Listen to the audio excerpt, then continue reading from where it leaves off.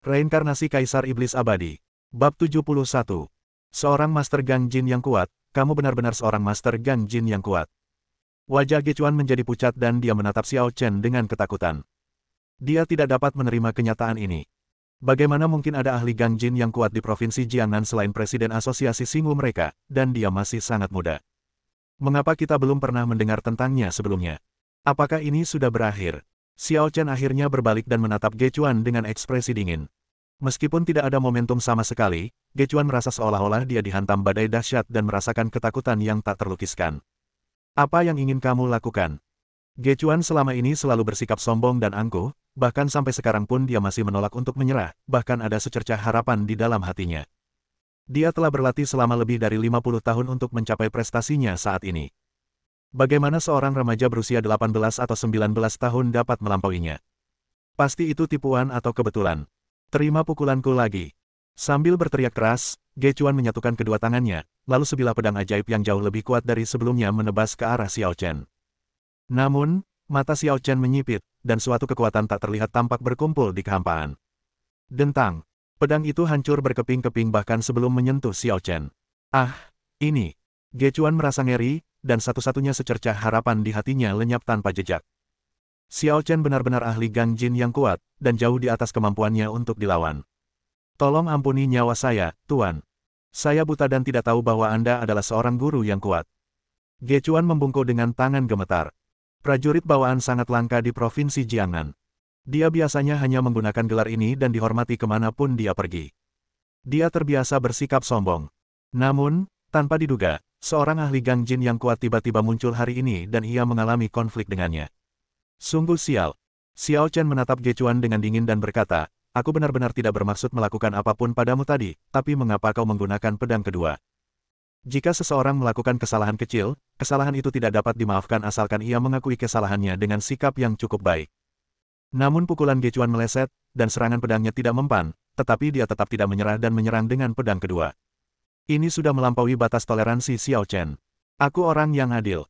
Kau sudah menggunakan 3 jurus secara total, jadi aku akan menebasmu dengan pedangku sekarang. Jika kau bisa menangkapnya, aku tidak akan mengganggumu. Gechuan terkejut ketika mendengar ini. Meskipun dia yakin bahwa dia bisa selamat dari serangan pedang seorang prajurit Gang Jin yang kuat, setidaknya dia akan terluka parah. Tunggu sebentar, aku adalah tetua asosiasi Xingwu. Presiden kami adalah seorang Master Gang Jin yang kuat sepertimu.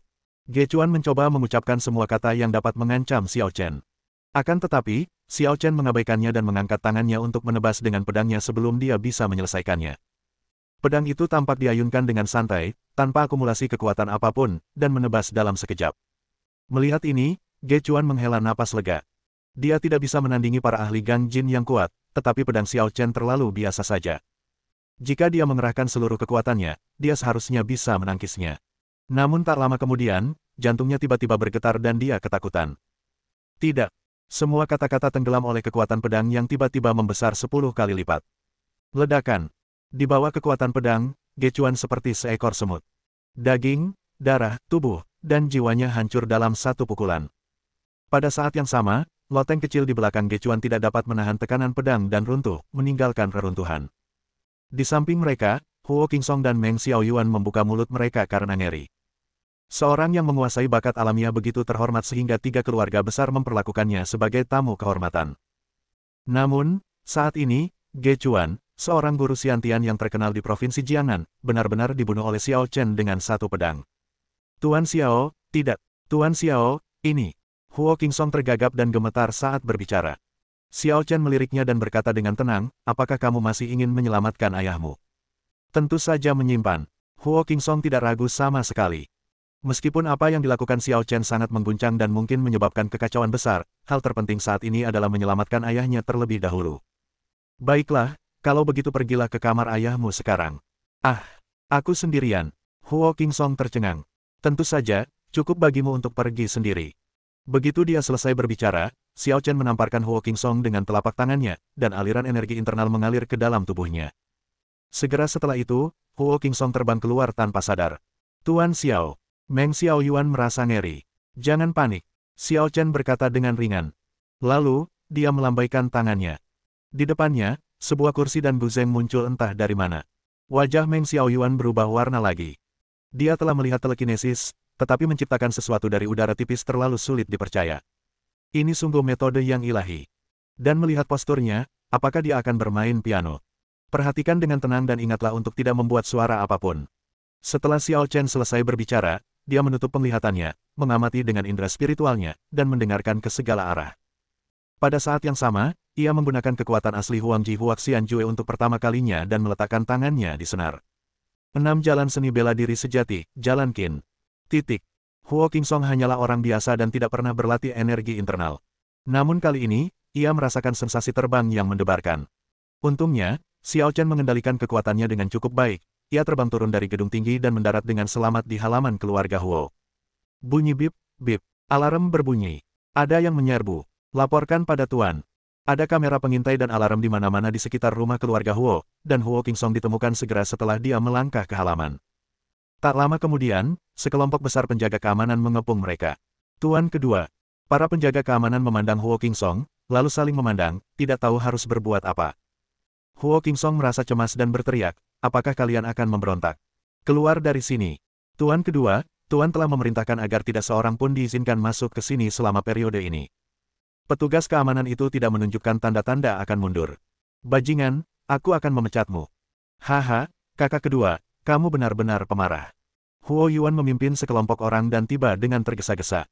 Tim yang dibawanya semuanya berpakaian hitam, dengan pisau baja di punggung mereka, dingin dan pendiam, dan sangat agresif. Jelas ini bukan seorang penjaga keamanan atau pengawal biasa, tetapi pembunuh bayaran. Huo Yuan, apa maksudmu? Tidak bisakah aku melihat ayahku? Teriak Huo Qingsong dengan marah. Mendengar ini, Huo Yuan melirik ke belakang Huo Qingsong, tetapi tidak melihat orang lain, dan merasa sedikit bingung.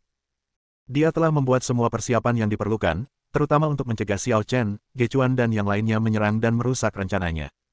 Namun, sekarang hanya Huo Qingsong yang datang ke sini, dan dia agak bingung dengan rutinitasnya. Kakak kedua, ayah perlu istirahat dalam kondisinya saat ini. Aku tidak ingin mengganggumu.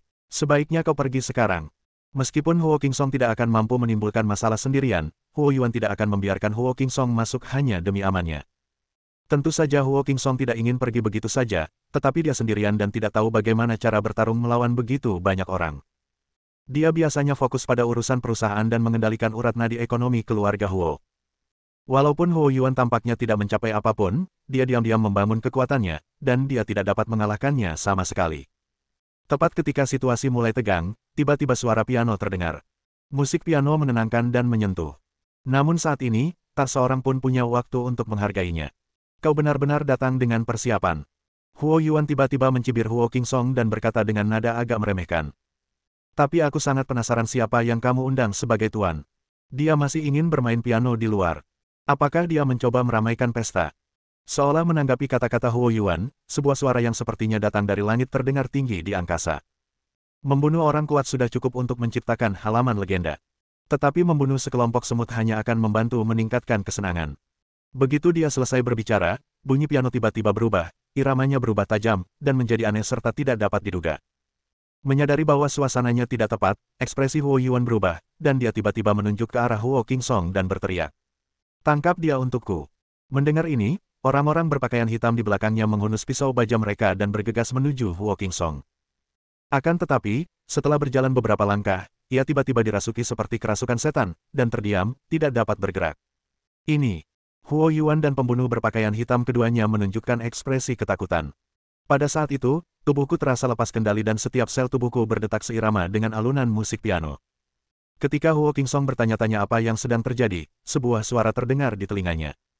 Jangan risaukan mereka, pergi saja ke kamar ayahmu. Bab 72. Huo Qingsong melihat ke arah Huo Yuan dan yang lainnya yang tidak bisa bergerak, menahan keterkejutannya, berbalik dan berlari ke dalam rumah. Setelah naik ke atas, berbelok kiri dan kanan, saya segera tiba di kamar Huo Lin. Siapa? 6 orang penguasa kekuatan internal yang berjaga di sana menyadari adanya pergerakan yang tidak biasa itu dan bergegas bersama-sama dengan kecepatan yang sangat cepat. Oh, ternyata Anda, Guru. Ada apa dengan kedatangan Anda ke sini selarut ini? Keenam orang itu mengenali Huo Qingsong, tetapi ekspresi mereka tidak penuh hormat, melainkan sedikit menunjukkan kesan main-main. Minggirlah, aku ingin bertemu ayahku. Huo Qingsong berkata dengan suara yang dalam. Keenam orang ini adalah ahli dari keluarga lain yang direkrut oleh keluarga Huo, dan mereka biasanya diperlakukan dengan buruk oleh keluarga Huo. Tetapi melihat situasi saat ini, mereka semua tampaknya setia kepada Huo Yuan. Haha, Tuan kedua, Tuan telah memerintahkan agar Anda tidak boleh menginjakan kaki di tempat ini, silakan kembali. Benar sekali. Jika kami mengizinkanmu masuk, kami tidak akan bisa disalahkan jika kamu melakukannya. Huo Qingsong sangat marah saat mendengar ini, kamu tidak tahu berterima kasih. Mengapa Anda berkata begitu, Tuan kedua? Bukankah Tuan pertama adalah anggota keluarga Huo? Kami setia kepadanya dan kami tidak akan mengingkari janji awal kami. Seorang pria berjalan ke arah Huo Qingsong dengan ekspresi main-main. Tuan kedua, jika Anda bersikeras berdebat dengan kami, saya khawatir kami harus mengambil tindakan yang tidak bersahabat. Jika saya secara tidak sengaja menyakiti Anda, mohon maafkan saya. Huo Qingsong tanpa sadar mundur beberapa langkah. Di hadapan prajurit kekuatan internal, dia bagaikan bayi yang tak berdaya. Namun pada saat ini, peluru suci mampu menempuh jarak 1000 mil. Suara sitar bersiul, bagaikan yaksa yang menuntut nyawa seseorang. Tak terlihat, bahkan lebih kejam. Ah! 6 penguasa tenaga dalam itu berteriak bersamaan, berlutut, dan terus-menerus memuntahkan darah, seakan-akan ingin memuntahkan semua organ dalam mereka. Namun sebelum mereka selesai muntah, mereka tiba-tiba terjatuh ke tanah dengan bunyi plop dan secara misterius kehilangan nyawa mereka. Ketika Huo Yuan melihat pemandangan ini, dia merasa makin takut. Xiao Chen seharusnya masih berada di gedung tinggi itu saat ini, mengendalikan segalanya dengan suara piano. Suara jahat menentukan bentuk seseorang. Suara kematian tidak terlihat. Sungguh metode yang buruk. Namun, dia tahu bahwa waktunya mendesak, jadi dia tidak tinggal terlalu lama dan masuk ke kamar ayahnya. Huo Lin masih berbaring diam di tempat tidur seperti biasa, wajahnya lesu dan tidak bergerak. Tuan Xiao, apa yang harus saya lakukan sekarang?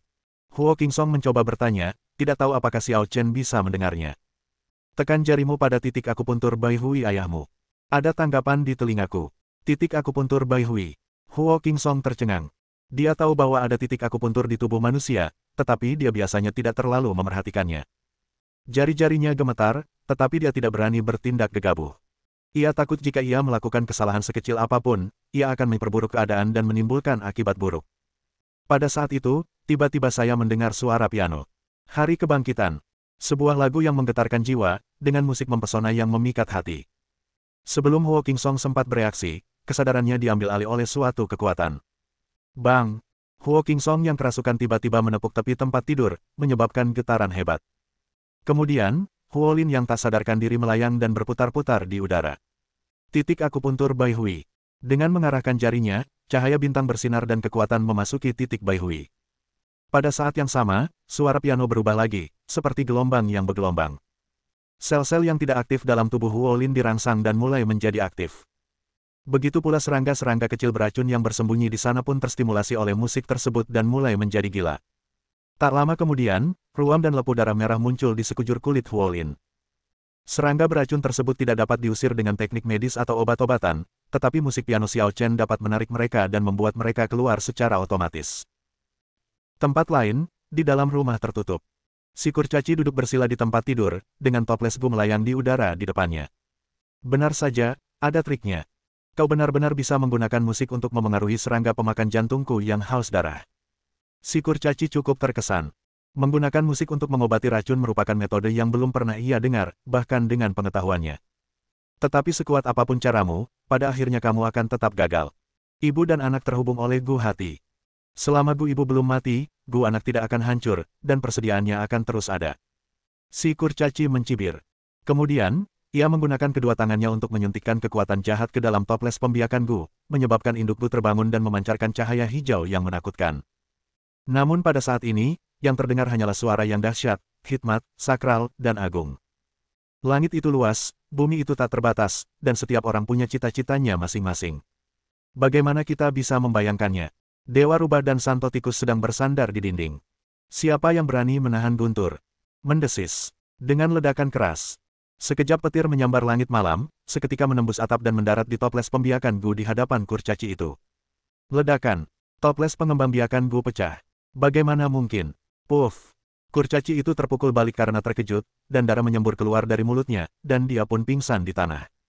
Di atas gedung tinggi, Xiao Chen perlahan membuka matanya dengan ekspresi santai. Sekarang ibu Gu telah dihancurkan, hanya ada satu langkah terakhir yang tersisa. Begitu dia selesai berbicara, tangannya bergerak cepat, seperti hantu yang tak terhitung jumlahnya, menyebabkan irama piano berubah lagi. Suara terlarang para dewa dan setan, 6 nada dari surga kekaisaran. Di dalam rumah, Huo Qingsong tertarik oleh suara piano, dan kekuatan tak terbatas melonjak dalam tubuhnya. 6 penyesuaian langit kaisar. 6 nada berbeda, 6 teknik berbeda, dan 6 kekuatan berbeda. Jika mereka dicampur bersama, akan ada banyak sekali perubahan. Ketika Xiao Chen memberitahu Lin Xuanying bahwa Xuanyang Nine Needles bukanlah teknik yang brilian, itu jelas bukan berlebihan. 6 penyesuaian surga jauh lebih unggul daripada 9 jarum Xuan yang dalam aspek apapun.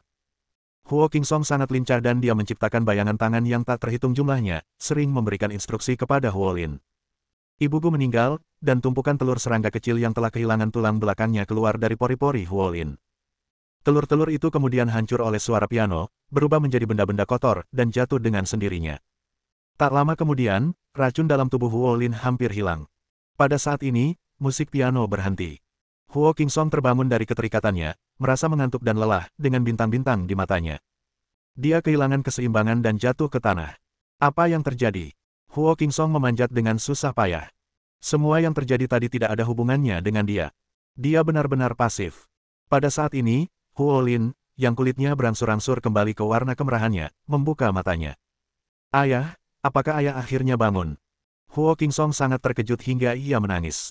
Qingsong. Huo Lin tampak bingung dan bertanya, apa yang terjadi? Kakak, sudahlah, ayah, kita pergi saja dari sini dulu, kalau tidak akan sangat berbahaya. Huo Qingsong mengulurkan tangan dan membantu Huo Lin berdiri. Dia sekarang merasa lelah dan tidak mampu menggendong Huo Lin di punggungnya. Keduanya saling berpelukan dan berjalan menuju pintu dengan susah payah. Namun, Huo Yuan dan Huo Wenkei menghalangi jalan mereka bersama sekelompok orang. Ayah, ayah sudah bangun. Huo Wenkei terkejut. Apa yang kau lakukan, binatang? Huo Lin menatap Huo Wenkei dan Huo Yuan, wajahnya gemetar karena marah. Ayah, aku dengar dari kakak laki-lakiku yang tertua bahwa kakak laki-lakiku yang kedua disihir oleh setan. Dan dia ingin menyakitimu. Nada bicara Huo Wenkei sedikit lemah karena dia merasa ada sesuatu yang salah. Wenkei, bukankah sekarang sudah jelas siapa yang sedang tersihir? Huo Qingsong tidak bisa berkata apa-apa. Sudah kubilang kalau Tuan Xiao bisa menyelamatkan ayah, tapi kamu tidak percaya dan hampir saja menunda kesempatan untuk berobat. Tapi saudaraku bilang, kakak, kamu bahkan tidak peduli dengan keselamatan ayahmu, dan kamu percaya pada kakakmu. Huo Qingsong dengan marah memarahi. Dialah yang berkolusi dengan orang luar untuk meracuni ayah. Apakah dia akan mengatakan yang sebenarnya? Ah! Huo Wenkei terkejut. Dia menoleh untuk melihat Huo Yuan dan berkata dengan tidak percaya. Kakak, apakah yang dikatakan saudara kedua itu benar? Huo Yuan berkata dengan dingin. Wenkei, saudara keduamu adalah pembunuh yang sebenarnya. Ada sejenis Gudi Miao Jiang yang dapat mengendalikan pikiran orang. Ayah sekarang sudah terkendali dan tidak sadarkan diri. Minggir, bajingan, kau.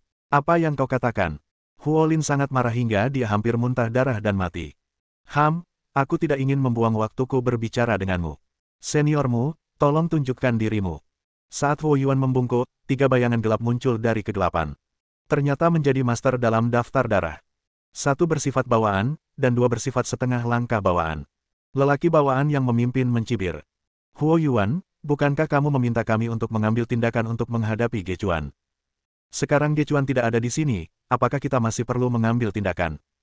Seniormu, situasinya telah berubah. Meskipun Huo Qingsong sendirian, dia memiliki bantuan seorang guru secara rahasia. Musik pianonya dapat mengendalikan pikiran orang. Haha, seni memainkan sitar hanyalah keterampilan kecil. Pikiranmu sedang dikendalikan. Hanya bisa dikatakan bahwa kamu belum menguasai seni ini dan kultivasimu terlalu dangkal. Mu Xiantian tidak setuju. Setelah memasuki alam bawaan, dia hanya percaya pada kekuatannya sendiri, dan semua metode tidak konvensional lainnya tidak lagi dalam pandangannya. Seperti ini ilmu sihir kurcaci itu, begitu pula alunan musik piano tadi, keduanya tidak pantas ditertawakan.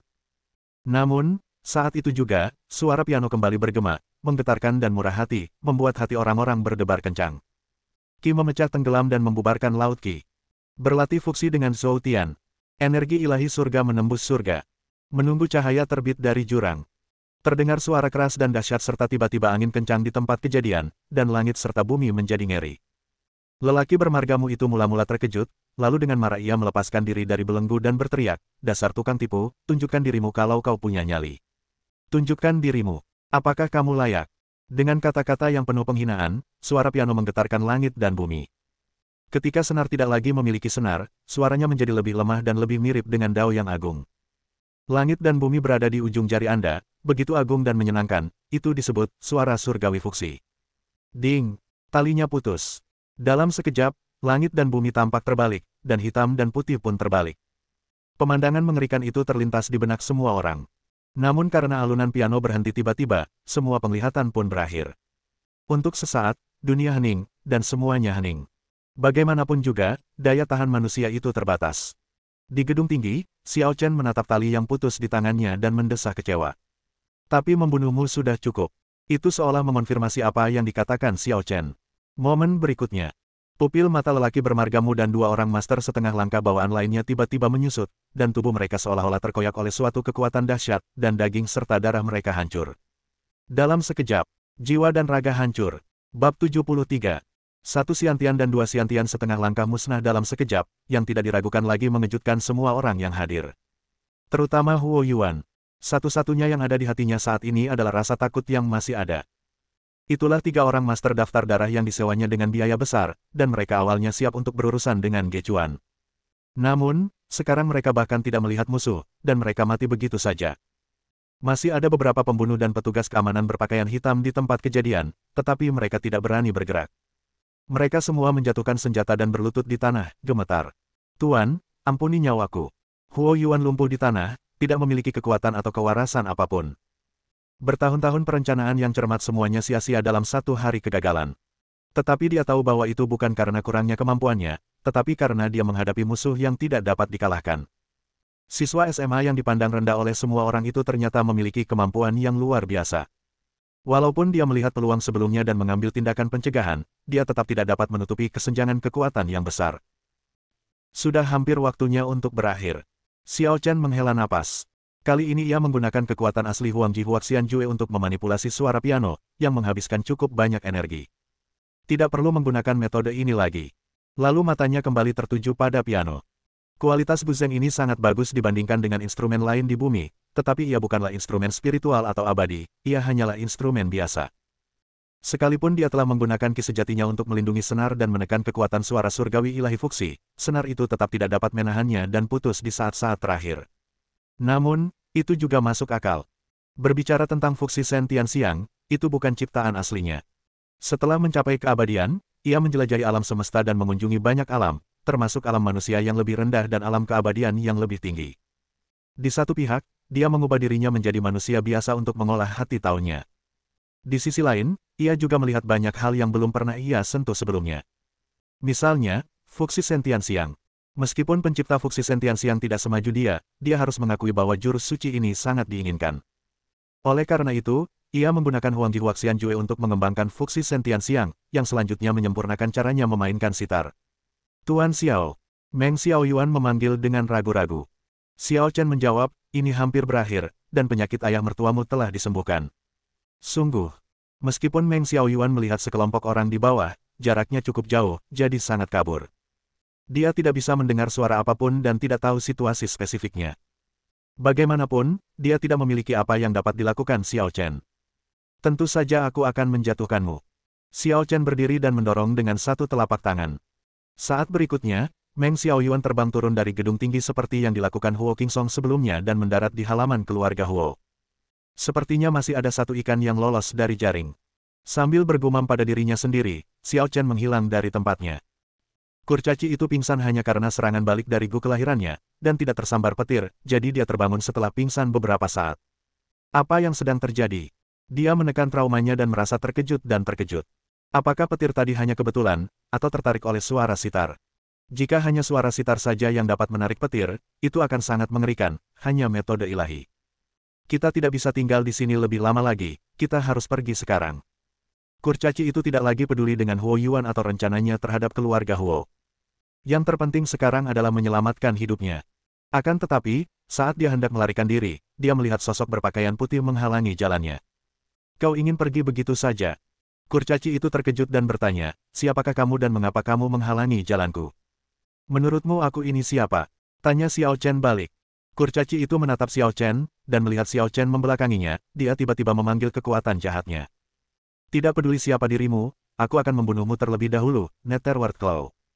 Kelima jari kurcaci itu membentuk cakar, dan kekuatan jahatnya pun sirna, mencengkeram punggung Xiao Chen. Kekuatan jurus ini sebanding dengan serangan kekuatan penuh dari seorang prajurit Huajin. Namun, begitu dia mendekat, dia tiba-tiba melihat kilatan cahaya ilahi. Bang! Xiao Chen dilindungi oleh kekuatan misterius yang mencegah roh jahat menyerangnya. Kurcaci itu langsung terlempar. Sepertinya kekuatanmu tidak istimewa. Aku datang ke sini tanpa tujuan. Xiao Chen tidak bergerak, namun menjentikkan jarinya dan sebuah cahaya pedang menyambar. Kurcaci itu berteriak ketakutan. Senior, tolong ampuni nyawaku. Aku dari Sekte 10.000 Racun. Swoosh! Pedang itu langsung melesat, menembus tubuh kurcaci itu, lalu meledak. Sekte Yuxiao sudah mengalami kemunduran, jadi sekte pencuri macam apa yang berani keluar. Xiao Chen belum pernah mendengar tentang Sekte 10.000 Racun, apalagi menganggapnya serius. Tetapi dia tahu bahwa tanpa penindasan Sekte Yuxiao, kekuatan seni bela diri kuno Tiongkok akan merajalela dan tak terkendali. Ketika Xiao Chen tiba di halaman keluarga Huo, Huo Lin, Huo Qingsong, dan Meng Xiaoyuan telah mengambil alih situasi di keluarga Huo dan mengikat Huo Yuan.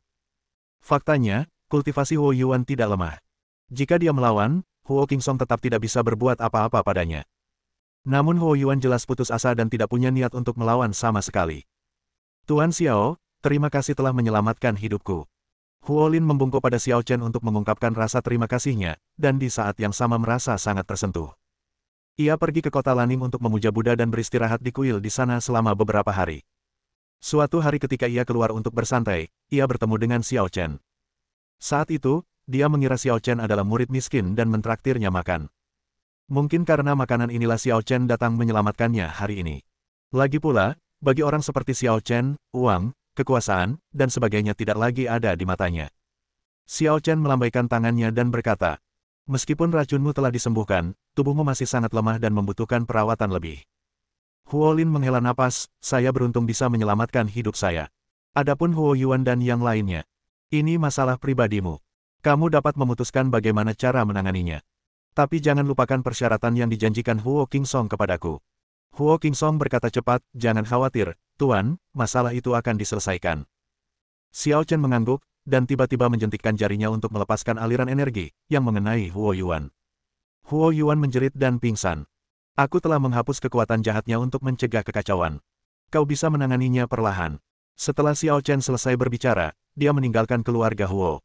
Keluarga Huo pasti akan dibersihkan selanjutnya, dan dia tidak tertarik untuk terlibat. Namun yang membuatnya bingung adalah keluarga Huo mungkin tidak sekuat keluarga Xi di kota Guhai. Bagaimana mungkin mereka menjadi salah satu dari 3 keluarga besar di provinsi Jiangnan? Pasti ada sesuatu yang mencurigakan. Qingsong, apa yang kau janjikan pada Tuan Xiao? Setelah Xiao Chen pergi, Huo Lin bertanya. Huo Qingsong menjawab dengan jujur, itu adalah villa di puncak Gunung Mingyue.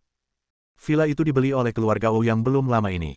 Baiklah, tidak peduli apapun, permintaan Tuan Xiao harus dipenuhi. Jangan khawatir, ayah. Aku akan bernegosiasi dengan mereka apapun yang terjadi. Huo Lin tidak meragukan kemampuan bisnis Huo Qingsong, jika tidak, dia tidak akan menyerahkan seluruh bisnis keluarga kepadanya. Namun, keputusan ini membangkitkan kecemburuan Huo Yuan dan menyebabkan bencana hari ini. Masalah villa itu kecil, tapi masalah Grandmaster Gechuan itu besar. Meng Xiaoyuan tiba-tiba berkata. Huo Qingsong juga berubah ketika mendengar ini. Huo Lin bertanya dengan ragu, Grandmaster Gechuan. Apa yang terjadi padanya? Dia berkelahi dengan Tuan Xiao dan dibunuh oleh Tuan Xiao. Apa? Huo Lin terkejut. Meskipun Xiao Chen baru saja membunuh ketiga pria berpakaian hitam yang diundang Huo Yuan dengan suara piano, mereka sama sekali tidak mengenal pria berpakaian hitam itu, dan tidak tahu seberapa kuat mereka. Tapi Gechuan berbeda. Gechuan biasanya sangat aktif di provinsi Jiangnan. Ia sering menghadiri berbagai acara, dan 3 keluarga besar juga memperlakukannya sebagai tamu kehormatan. Gelarnya sebagai master bawaan sudah dikonfirmasi banyak pihak dan punya pengaruh besar. Jika Xiao Chen membunuhnya, hal itu tidak bisa dijelaskan hanya dengan beberapa kata. Apapun yang terjadi, cobalah untuk merahasiakan berita ini dan jangan biarkan asosiasi Xingwu mengetahuinya, jika tidak, akibatnya akan mengerikan. Baiklah, ini satu-satunya cara untuk saat ini. Huo Qingsong menghela nafas. Asosiasi Xingwu tidak hanya memiliki Gechuan sebagai tetua bawaan, tetapi juga memiliki presiden mereka, yang dikenal sebagai ahli terbaik di provinsi Jiangnan. Pada saat yang sama, ia juga merupakan satu-satunya ahli ganjin tingkat 2 bawaan di provinsi Jiangnan. Bab 74. Status keluarga Ouyang di ibu kota provinsi Jiangnan agak mirip dengan keluarga Xia di kota Laning. Mereka semua berasal dari keluarga ekonomi yang bangkit sangat cepat dan sangat kaya, tetapi dibandingkan dengan keluarga lama, mereka kekurangan fondasi. Hari itu, Ouyang Hong menerima telepon segera setelah dia tiba di perusahaan. Tuan Ouyang, saya Huo Qingsong dari keluarga Huo. Saya punya pertanyaan yang ingin saya diskusikan dengan Anda. Ruan Xiaoqian tidak sabar untuk pindah ke villa kemarin. Keluarga Ruan hanya dapat dianggap sebagai keluarga kelas menengah ke bawah di Provinsi Jiangnan. Tinggal di villa setingkat ini sebelumnya hanyalah mimpi baginya. Kini, mimpi itu akhirnya menjadi kenyataan. Dalam beberapa hari, aku akan mengadakan pesta besar di sini dan mengundang semua teman dan teman sekelasku. Ruan Xiaoqian berkhayal dengan gembira. Ouyang Yu adalah seniornya, dan ada banyak sekali gadis di sekolah yang menyukainya, tetapi pada akhirnya dia memilihnya. Mereka semua akan menjadi gila karena cemburu, bukan? Sudut mulut Ruan Xiaoqian melengkung ke atas. Jika tidak sekarang, kapan lagi? Ketika dia memikirkan rasa iri dan cemburu dari sahabat-sahabat dan teman-teman sekelasnya, dia merasakan kegembiraan yang tak terlukiskan dan rasa pencapaian. Dia mengambil teleponnya dan ingin menelepon pacarnya Ouyang Yu, tetapi mendapati teleponnya kehabisan baterai. Lupakan saja, aku akan turun dan bermain sendiri. Meninggalkan ponselnya di kamar untuk diisi dayanya, Ruan Xiaoqian turun ke bawah sendirian, bersiap untuk berjalan-jalan santai. Vilanya sangat besar, dan dia belum pernah ke banyak tempat. Tak lama kemudian, dia berjalan ke tepi kolam renang dan melihat sosok yang dikenalnya. Apakah itu kamu? Ruan Xiaoqian mengenali pemuda yang berdiri di tepi kolam renang. Dia adalah orang desa yang berkeliaran di luar villa 2 hari lalu. Kau benar-benar pencuri. Ruan Xiaoqian geram dan bertanya, bagaimana kau bisa masuk? Apa kau percaya aku akan memanggil polisi? Xiao Chen berkata dengan tenang, aku bukan pencuri. Ruan Xiaoqian mencibir, kamu bercanda, ada penjaga keamanan di sini, apakah kamu berani mengatakan bahwa kamu tidak menyelinap masuk untuk mencuri barang? Pertama, saya masuk secara terang-terangan. Kedua, saya tidak datang ke sini untuk mencuri apapun. Saya hanya datang ke sini untuk melihat-lihat. Jalan-jalan. Apa kau pikir ini pasar sayurmu? Ruan Xiaoqian berkata tanpa berkata apa-apa, apa kau tahu berapa harga 1 meter persegi di sini? Aku tahu. Aku mendengarmu mengatakan itu terakhir kali, jadi aku benar-benar iri. Xiao Chen menghela napas, tinggal di rumah sebesar itu sendirian itu sangat bebas. Ruan Xiaoqian mendengus, ini bukan sesuatu yang bisa membuatmu iri. Mengapa menurutmu aku tidak iri? Apa kau bodoh? Apakah kau sanggup tinggal di tempat ini? Sulit untuk mengatakannya. Saya rasa tempat ini cocok untuk saya. Mungkin saya akan tinggal di sini di masa mendatang.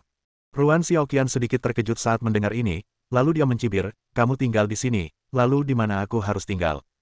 Xiao Chen meliriknya dan berkata, saya baru saja melihat kontrak yang ditandatangani pacar Anda. Sepertinya nama Anda tidak disebutkan di sana. Saya rasa nama Anda juga tidak akan tercantum di sertifikat hak milik, kan? Kakak Yu dan aku belum menikah. Itu akan ditambahkan secara alami setelah kami menikah.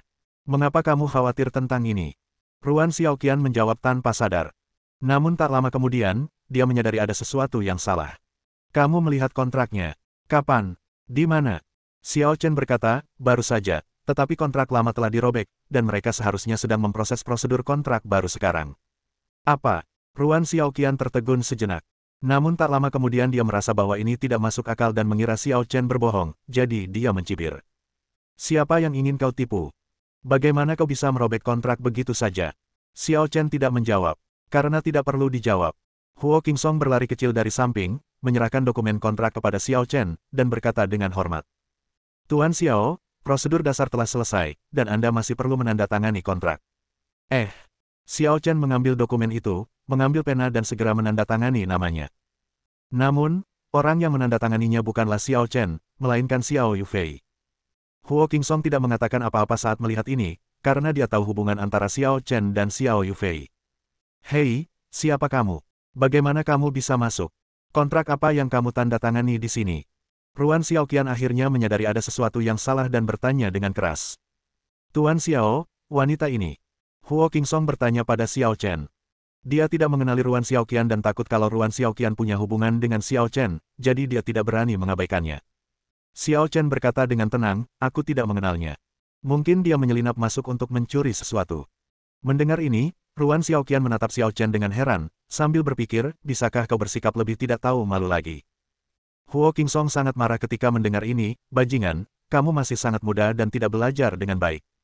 Kamu datang ke sini untuk mencuri barang. Apakah kamu percaya aku akan meminta petugas keamanan untuk mengusirmu? Ruan Xiaoqian sangat marah. Dia berteriak, siapa kalian berdua? Jika kalian tidak mengungkapkan identitas kalian, aku akan memanggil polisi. Baiklah, panggil saja polisi, kami akan menunggu.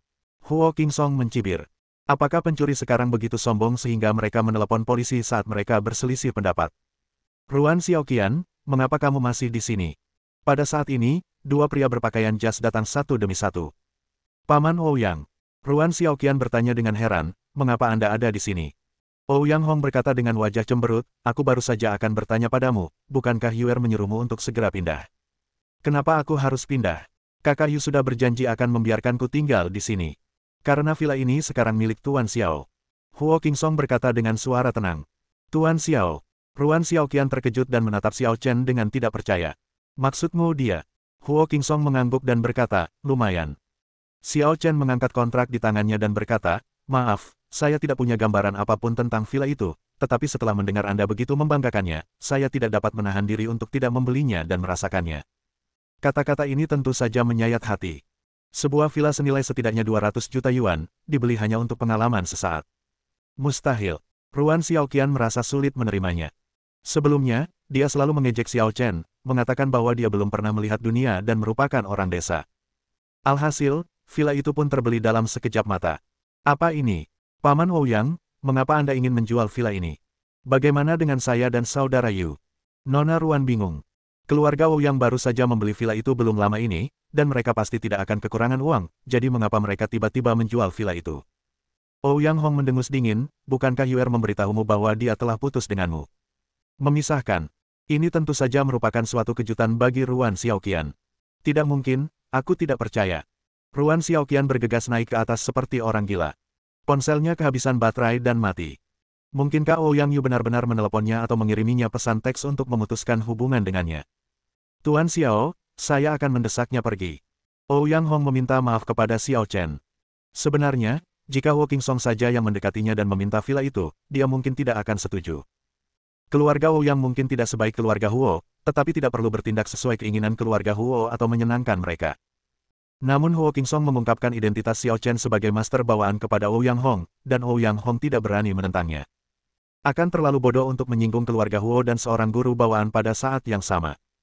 Faktanya, dia selalu menentang hubungan putranya dengan Ruan Xiaoqian, jadi dia memanfaatkan situasi tersebut dan meminta keduanya untuk segera putus. Sesegera mungkin, dan evakuasi semua penjaga keamanan dan pelayan. Xiao Chen suka berlatih sendiri. Oke, Ouyang Hong setuju. Xiao Chen adalah seorang master bawaan, jadi mengapa dia membutuhkan keamanan? Baiklah, aku akan jalan-jalan dulu. Aku harap kamu sudah melakukannya saat aku kembali. Setelah Xiao Chen selesai berbicara, dia meninggalkan villa. Bab 75. Setelah menyelesaikan masalah keluarga Huo, Xiao Chen masih tidak berniat untuk kembali. Dia sudah punya tempat tinggal di sini. Tentu saja dia tidak bernostalgia dengan villa itu. Alasan dia membeli villa itu sepenuhnya karena lingkungan Gunung Mingyue bagus dan energi spiritualnya lebih melimpah daripada tempat lain, sehingga cocok untuk berlatih. Dia menelepon Xiao Yufei dan mengelak pertanyaan itu dengan mengatakan bahwa masalah di sini akan memerlukan waktu untuk diselesaikan. Meskipun Xiao Yufei tidak senang, tidak ada yang bisa ia lakukan selain membiarkannya melakukan apa yang diinginkannya. Setelah berjalan-jalan di luar, saya kembali pada malam hari dan mendapati villa itu kosong, tidak ada seorang pun di sana.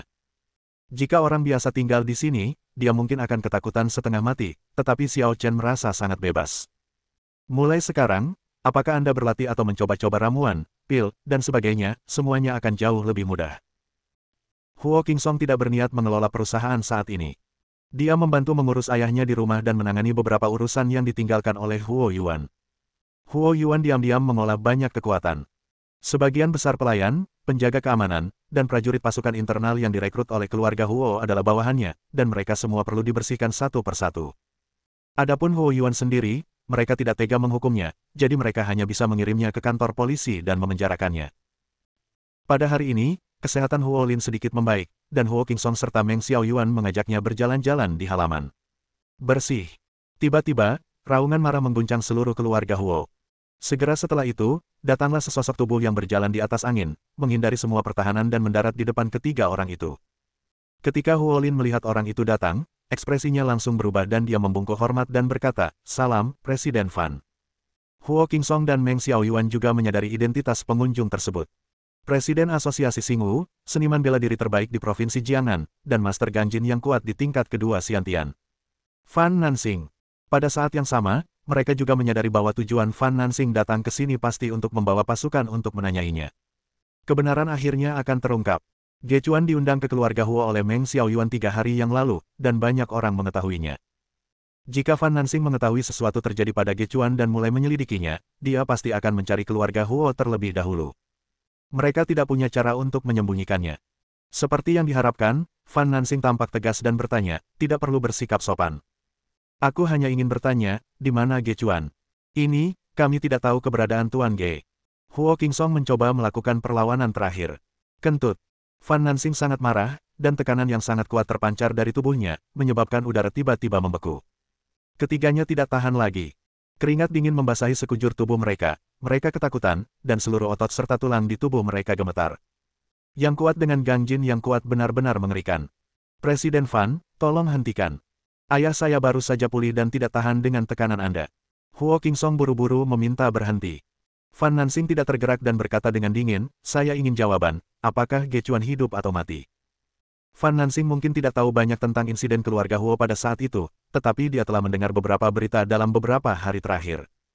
Secara kebetulan, Ge Chuan, yang diundang oleh Meng Xiaoyuan untuk membantu, menghilang, dan keluarga Huo berusaha semaksimal mungkin untuk menyembunyikannya. Tidak sulit untuk menebak bahwa Ge Chuan mungkin dalam bahaya besar. Tuan Ge, terbunuh. Huo Qingsong tahu dia tidak bisa menyembunyikannya, jadi dia hanya bisa mengatakan yang sebenarnya. Fan Nansing tidak terkejut dengan hasil ini. Namun tidak terkejut bukan berarti dia tidak marah. Siapa ini? Tanyanya dengan dingin. Orang ini. Orang itu telah berjasa pada keluarga Huoku, jadi maaf aku tidak bisa bicara terus terang. Huo Qingsong menggelengkan kepalanya. Apakah kamu pikir jika kamu tidak memberitahuku, aku tidak akan tahu apa-apa? Fan Nansing mencibir. Meng Xiaoyuan tahu bahwa Fan Nansing sudah memiliki beberapa informasi tentang Xiao Chen, jadi dia segera menyela dan berkata. Presiden Fan, memang benar Tuan Ge yang salah saat itu, jadi Tuan Xiao melawan. Huo Qingsong melanjutkan, ya, Tuan Ge memulainya lebih dulu, tetapi dibunuh oleh Tuan Xiao. Saya pikir, apakah menurutmu Ge Chuan pantas mati? Aku tidak berani. Huo Qingsong terdiam. Aku tahu orang macam apa Ge Chuan itu. Tapi bagaimanapun juga, dia adalah anggota asosiasi Xingwuku. Sebagai presiden, aku harus mencari keadilan untuknya. Huo Qingsong bertanya ragu-ragu, apa maksud Presiden Fan? Para prajurit punya cara mereka sendiri untuk menyelesaikan dendam. Aku akan menunggunya di pavilion Sili King He besok siang. Jika dia tidak datang, tidak akan ada tempat baginya di Tiongkok. Setelah berkata demikian, Fan Nansing melompat ke atas angin dan terbang menjauh, menghindar bagaikan dewa. Ayah, Presiden Fan ingin bertarung dengan Tuan Xiao. Apa yang harus kita lakukan? Huo Qingsong tidak dapat mengambil keputusan. Huo Lin menghela napas, kita, keluarga Huo, tidak punya cara untuk berurusan dengan asosiasi Xingwu. Mari kita beritahu Tuan Xiao tentang hal ini. Dia harus membuat keputusannya sendiri. Yah, itu satu-satunya cara. Entah Xiao Chen ingin bertarung atau menghindar, selalu benar untuk menyampaikan berita itu kepada Xiao Chen secepat mungkin. Di depan air terjun besar, Xiao Chen duduk dengan tenang, merasakan gelombang dahsyat bagaikan bima sakti yang jatuh dari langit, dan hatinya pun amat tenang. Pada saat ini, di dalam benaknya, sebuah pedang suci diam-diam tergantung, dipenuhi dengan niat pedang suci yang tak tertandingi. Dia mengangkat pedang. Angkat pedang abadi, pedang kekaisaran. Dalam kehidupan sebelumnya, dia telah menghunus pedangnya dan membunuh semua makhluk hidup. Meski ia tidak dapat mencapai level itu sekarang, ia berusaha untuk mendapatkan kembali perasaan itu. Seni memelihara ki dengan jiwa tidak lagi berpengaruh padanya sekarang, jadi dia mulai menggunakan jiwanya untuk memelihara pedang. Atau, harusnya namanya diganti menjadi teknik pedang kultivasi jiwa. Namun, tidak lama setelah dia bermeditasi, dia mendengar suara Huo Qingsong dari kejauhan. Tuan Xiao, akhirnya aku menemukanmu. Huo Qingsong berlari sambil terengah-engah. Dia tidak bisa menghubungi Xiao Chen lewat telepon, jadi dia berlari ke villa tetapi tidak menemukan siapapun. Dia berjalan-jalan cukup lama sebelum memutuskan untuk datang dan melihat air terjun. Saya tidak menduganya akan ada di sana. Xiao Chen perlahan membuka matanya dan bertanya, ada apa yang membuatmu begitu ingin menemukanku? Presiden Asosiasi Xingwu, Fan Nansing, ingin bertemu denganmu. Asosiasi Xingwu. Xiao Chen tidak mengingatnya sejenak. Huo Qingsong mengingatkan, Ge Chuan adalah tetua asosiasi Xingwu. Oh, dia memang mengatakan itu sebelum dia meninggal. Kenang Xiao Chen. Huo Qingsong bertanya dengan cemas, Tuan Xiao, apa yang harus kita lakukan sekarang?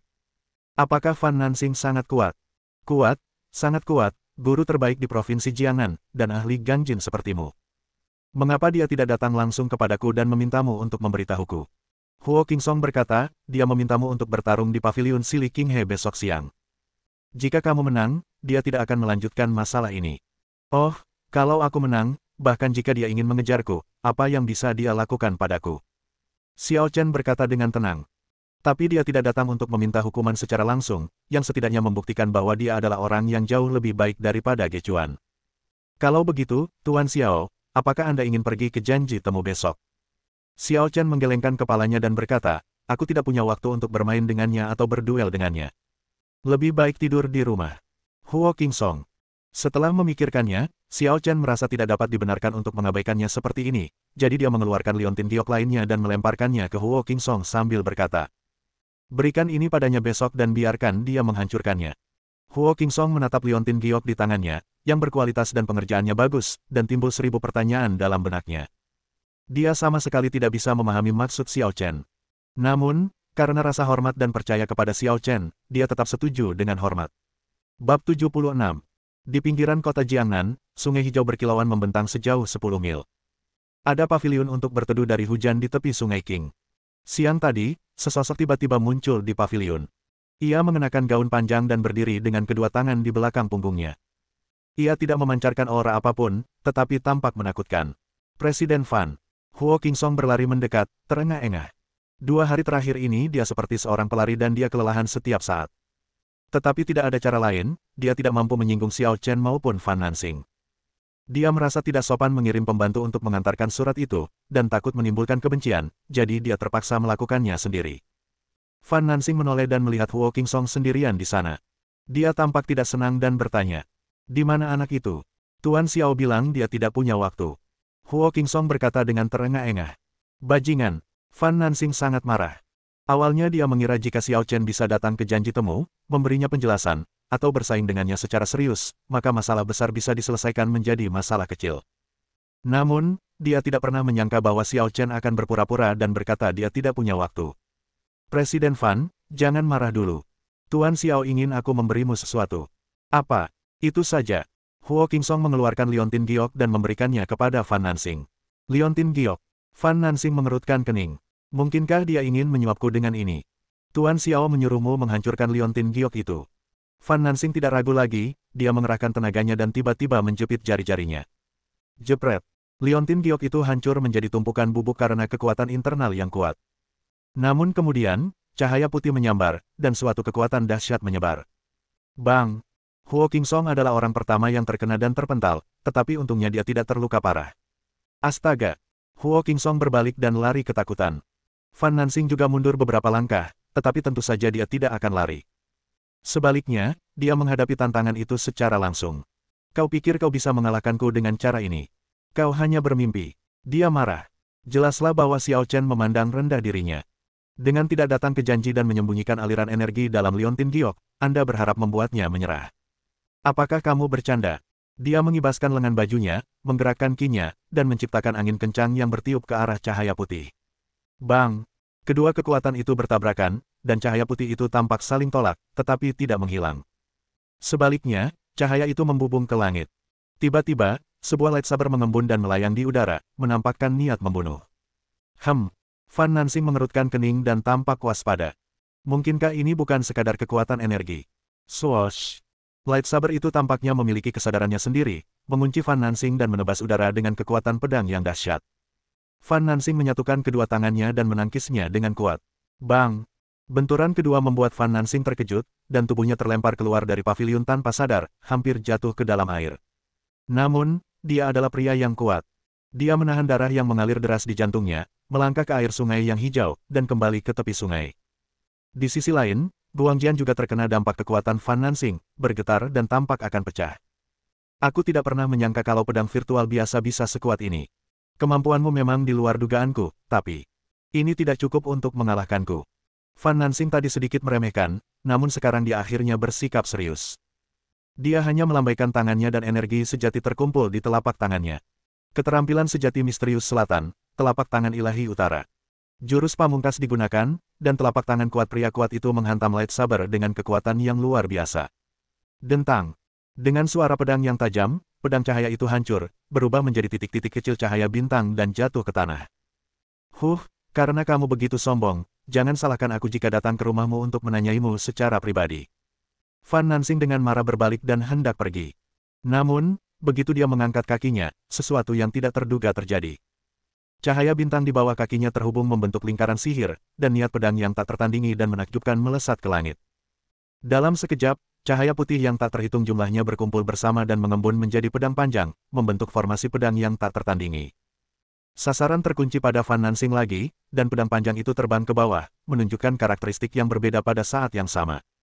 Memotong bagai pisau, mendominasi bagai pisau. Memotong seperti kapak, seberat kapak. Pik itu setajam tombak dan sekeras tombak. Menyapu seperti tongkat, sekuat tongkat. Itulah pedang yang dapat diubah menjadi 100 senjata dan pedang dapat digunakan sebagai 100 alat.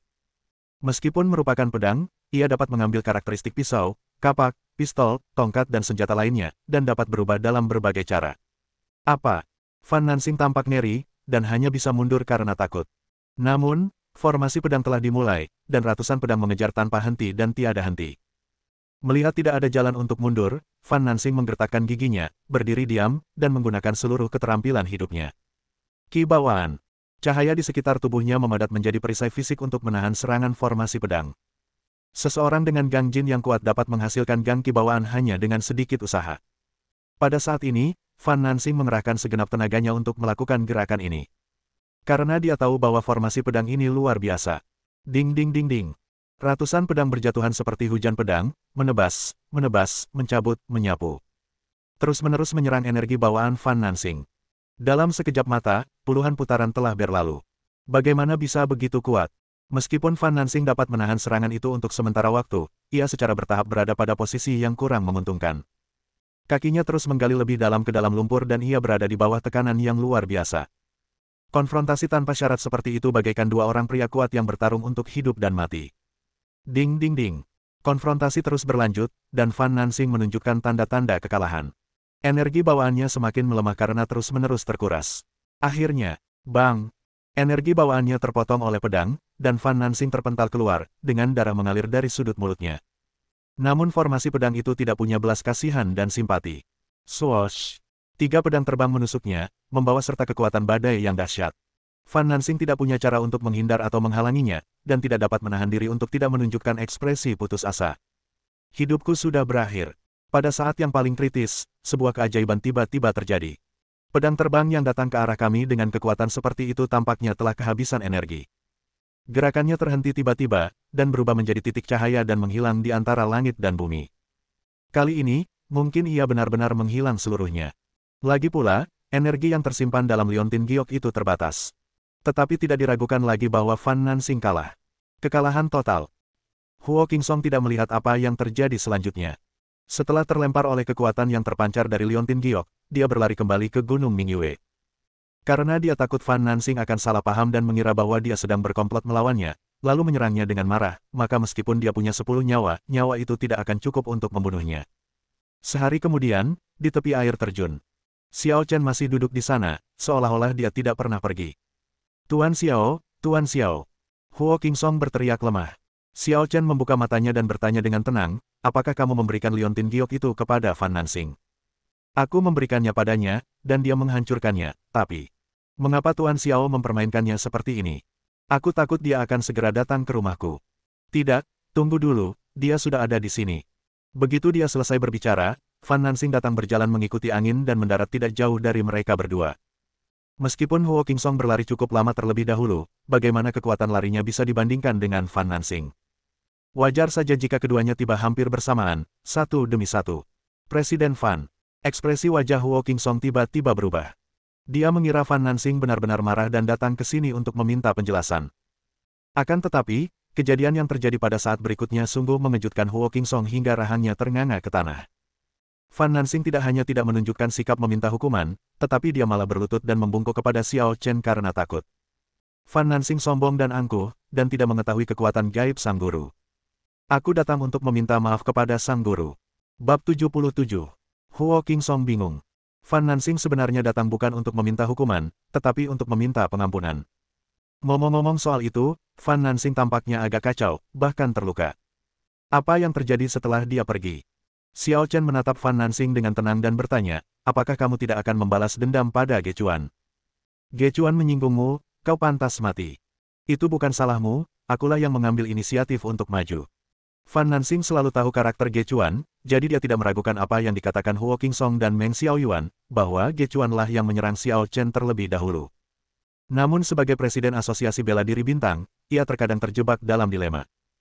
Jika Gechuan dibiarkan terbunuh seperti ini, reputasi Asosiasi Xingwu akan rusak, dan orang-orang di bawah komandonya pasti tidak akan puas.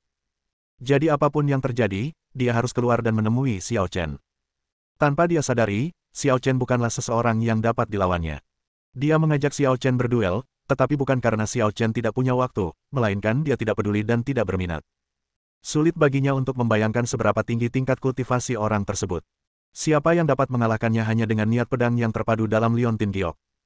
Karena kamu sudah mengatakannya, maka masalah ini berakhir di sini. Kamu tidak perlu meminta maaf kepadaku untuk apapun. Xiao Chen tidak merasa ada yang salah dengan membunuh Gechuan. Jika Asosiasi Xingwu ingin menyelidiki masalah ini, dia tentu tidak akan takut. Namun, Fan Nansing adalah orang yang bijaksana. Dia tahu kapan harus mundur, dan ini adalah hasil terbaik. Terima kasih, Tuan. Fan Nansing berdiri dan menghela napas lega. Huo Qingsong sedikit bersemangat. Siapa Fan Nansing? Di Provinsi Jiangnan, 10 Gechuan tidak dapat menandingi pengaruh Fan Nansing. Namun sekarang, Xiao Chen telah membunuh Gechuan, tetapi Fan Nansing tidak hanya tidak berani melanjutkan masalah ini, tetapi dia malah berlutut di depan Xiao Chen untuk mengakui kesalahannya. Jika hal ini sampai terbongkar, pasti akan mengejutkan banyak keluarga besar. Fan Nansing, konon kabarnya kamu adalah guru terbaik di Jiangnan. Benarkah itu? Xiao Chen tiba-tiba bertanya. Fan Nansing berkata dengan malu, beraninya aku menyebut diriku sebagai guru terbaik di hadapanmu, Tuan. Maksudku kecuali aku. Yah, tidak sepenuhnya. Huo Qingsong bertanya dengan bingung, Presiden Fan, selain Anda, apakah ada Master Ganjin kuat lainnya di Provinsi Jiangnan? Hanya karena tidak ada apa-apa di permukaan, bukan berarti itu benar-benar hilang. Fan Nansing mendesah. Misalnya, Xiao Chen sangat tertarik dengan pertanyaan ini. Daerah militer Jiangnan. Fan Nansing berkata dengan serius, pasti ada ahli yang lebih baik dariku di sana. Huo Qingsong tampak lega saat mendengar ini. Memang banyak sekali bakat-bakat terpendam di daerah militer Jiangnan, maka tidak heran bila ada orang yang lebih hebat dari Fan Nansing. Lagi pula, kalau bicara serius, kejeniusan itu datangnya dari daerah militer Jiangnan. Namun pada sebagian besar waktu, ia dianggap sebagai wakil seluruh Tiongkok, tidak terbatas pada provinsi Jiangnan saja. Kala itu, ia merupakan sosok yang sangat berkuasa dan semua orang memujanya bak dewa. Sayangnya, ia mengalami kekalahan telak dalam pertempuran Pulau Qixia, dan ia jatuh dari altar dan tidak pernah pulih. Hingga saat ini, tampaknya hanya sedikit orang yang menyebutnya. Selain daerah militer Jiangnan, mungkin Sekte 10.000 Racun juga memiliki guru yang tidak kalah denganku, tetapi karena aku tidak mengenal mereka, aku tidak yakin. Fan Nansing menambahkan tempat lain. Sekte 10.000 Racun. Xiao Chen teringat kurcaci yang menolong Huo Yuan. Dia tampaknya adalah anggota Sekte 10.000 Racun. Baiklah, aku mengerti sedikit. Kata Xiao Chen, kalian berdua bisa pergi sekarang. Jika kalian tidak punya urusan lain, jangan ganggu aku. Ya. Huo Qingsong dan Fan Nansing menanggapi pada saat yang sama dan kemudian pergi. Sekarang sudah lewat pukul 10 malam. Lucia sedang dalam suasana hati yang buruk hari ini. Dia berjalan sendirian dengan sepatu hak tinggi di jalan yang hampir tidak ada pejalan kaki. Dia sudah berusia 26 tahun ini dan telah mencapai usia untuk menikah, tetapi dia belum menemukan orang yang tepat. Bukan karena dia pilih-pilih atau jelek. Faktanya, dia, Lucia, adalah wanita cantik yang terkenal di ibu kota provinsi. Dia juga presiden Xia Group, dan ada banyak sekali pemuda kaya yang mengejarnya. Namun selama ini, dia fokus pada karirnya dan tidak punya waktu untuk urusan asmara. Namun, keluarganya sangat khawatir. Orang tua dan kerabatnya mendesaknya setiap beberapa hari dan memperkenalkan banyak kencan buta kepadanya. Karena tekanan, dia memilih seorang pria dari antara banyak pelamarnya dan mencoba berkencan dengannya. Nama pria itu adalah Wan Fei, putra tunggal ketua Wantian Group dan seorang kaya raya generasi kedua yang terkenal di Provinsi Jiangnan. Wan Fei tampan, pandai bicara, dan memiliki karakter yang baik. Yang terpenting, dia sangat cocok untuk Lu Qiuya. Lu Qiuya berpikir, jika dia harus menikah di kehidupan ini, maka Wan Fei mungkin merupakan pilihan terbaik. Namun, yang tidak disangkanya adalah bahwa setelah beberapa hari berpacaran dengan Wan Fei, dia menemukan sifat kotor Wan Fei.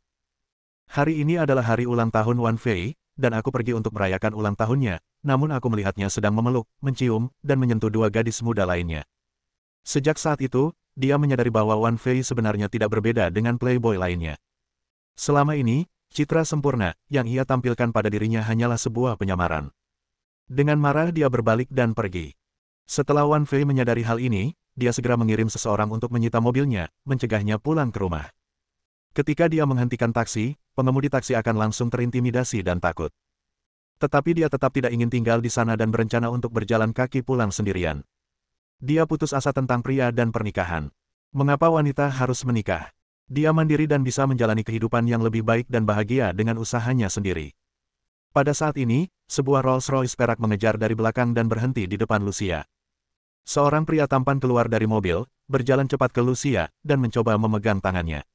Enyahlah Wan Fei, aku buta. Lucia mendorong pria itu dan melotot padanya. Sia, dengarkan penjelasanku. Aku benar-benar mencintaimu. Aku tidak ada hubungannya dengan kedua wanita itu. Wan Fei berusaha sekuat tenaga untuk membela diri. Lucia mencibir, tidak masalah mengapa kamu memeluk dan bermesraan dengan mereka. Kau tahu, hari ini adalah hari ulang tahunku. Banyak temanku yang hadir dan semuanya sangat gembira. Saat teman-temanku gembira, mereka suka membuat kehebohan, jadi kami hanya bermain game. Haha, kalau begitu kembali saja bermain gamemu. Jangan seperti ini, Sia. Beri aku kesempatan lagi. Aku janji akan tetap bersih dan tidak akan bergaul dengan teman-teman itu lagi di masa mendatang, oke? Lucia memalingkan wajahnya dengan dingin, tidak ingin berbicara dengan Wan Fei sama sekali. Wan Fei juga mulai marah dan bertanya, apa yang kamu inginkan dariku? Bisakah kamu memberiku penjelasan? Yang ingin kukatakan adalah, tolong jangan ganggu aku lagi di masa mendatang, selamat tinggal. Setelah Lucia selesai berbicara, dia berjalan mengitari Wan Fei dan terus berjalan maju. Berhenti. Wan Fei tiba-tiba berteriak dan meraih lengan Lucia. Lucia meronta dan berteriak, Wan Fei, bajingan, apa yang ingin kau lakukan? Kamu tidak boleh pergi hari ini, kamu harus kembali bersamaku. Kata Wan Fei sambil menarik Lucia ke dalam mobil. Aku tidak ingin kembali bersamamu. Aku ingin pulang. Seseorang, tolong aku. Saya tidak tahu apakah itu kebetulan, tetapi di jalan yang tadinya sepi, ada seseorang yang berjalan ke arah saya. Seorang pria muda berpakaian tipis. Dia hanya berjalan dengan tenang, melewati kedua orang itu. Namun, dia juga tanpa sadar melirik mereka berdua. Apa yang kau lihat? Keluar dari sini. Wan Fei biasanya orang yang sombong, dan kebetulan dia sedikit marah hari ini. Ketika dia melihat pemuda itu menatapnya, dia langsung mengumpatnya. Apa katamu? Xiao Chen yang awalnya tidak ingin ikut campur dalam urusan orang lain, berhenti karena kalimat ini. Sudah ku bilang keluar. Bang! Saat Wan Fei baru setengah jalan mengucapkan kalimat keduanya, sebuah tamparan keras tiba-tiba terdengar. Seketika setelah itu, tubuhnya berputar 2,5 lingkaran di udara, lalu menghantam atap Rolls-Royce dengan suara ledakan. Bab 78. Lucia tidak menyangka bahwa saat dia memanggilnya, dia malah memanggil seseorang. Namun, jika dilihat dari penampilannya, dia hanyalah seorang siswa SMA biasa. Meminta bantuan kepadanya mungkin tidak hanya tidak efektif, tetapi malah dapat merugikannya. Oleh karena itu, Lucia tidak berniat meminta bantuan Xiao Chen. Dia juga bisa melihat bahwa Xiao Chen tidak ingin ikut campur dalam urusan orang lain. Namun, Wan Fei yang sedang marah tiba-tiba mengumpat Xiao Chen, menyebabkan Xiao Chen yang hendak pergi pun berhenti. Pada saat ini, Lucia siap menghentikan Xiao Chen. Wan Fei tidak berani melakukan apapun padanya, tetapi jika seorang siswa SMA menyinggung Wan Fei, dia pasti akan mendapat masalah. Namun sebelum dia sempat membuka mulut, dia melihat pemandangan yang tidak akan pernah dilupakannya. Xiao Chen, yang jelas-jelas masih beberapa langkah darinya dan Wan Fei, tiba-tiba muncul di depan Wan Fei karena suatu alasan. Dia mengangkat tangannya dan menamparnya. Bang! Wan Fei yang tingginya 1,78 meter itu terbang tinggi sekali, berputar 900 derajat di udara, dan jatuh di atap mobil. Lucia membuka mulutnya karena terkejut dan menatap Xiao Chen dengan tidak percaya, menatap siswa SMA biasa ini. Wan Fei beratnya sedikitnya 140 hingga 150 kg, dan hanya dengan tepukan tangannya, tubuh Wan Fei terlempar dari tanah. Apakah ini sesuatu yang bisa dilakukan manusia? Pelacur. Xiao Chen berkata dengan dingin, tatapannya menyapu Lucia yang tertegun, lalu pergi. Lucia tersadar kembali, melirik Wan Fei yang terbaring di mobil dan mengerang, lalu berbalik dan mengejar Xiao Chen. Pahlawan, tunggu aku. Tuan, siapa namamu? Beritahu aku. Terima kasih telah menyelamatkanku. Aku akan mentraktirmu makan suatu hari nanti.